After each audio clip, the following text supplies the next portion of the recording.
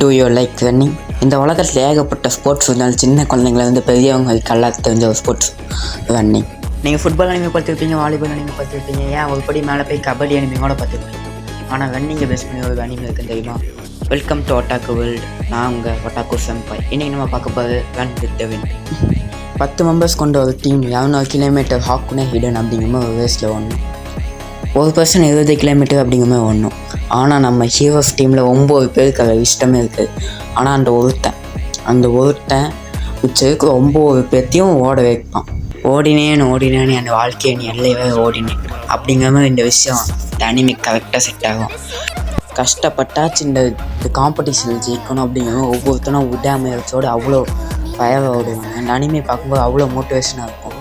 அதில் போங்க ப்ரோ, என்ன ப்ரோ ரன்னிங்கில் இன்ட்ரெஸ்ட் இருக்குது, ஃபுட்பால் வாலிபால்னால் நல்லா இருக்குன்னு பார்க்கலாம் அப்படின்னா இந்த அனிமையை பார்த்துட்டு வந்துட்டு நல்லா என் கமெண்ட்ஸில் 4 கழுவி ஊற்றுக்கோ, நான் வாங்கிக்கிறேன்.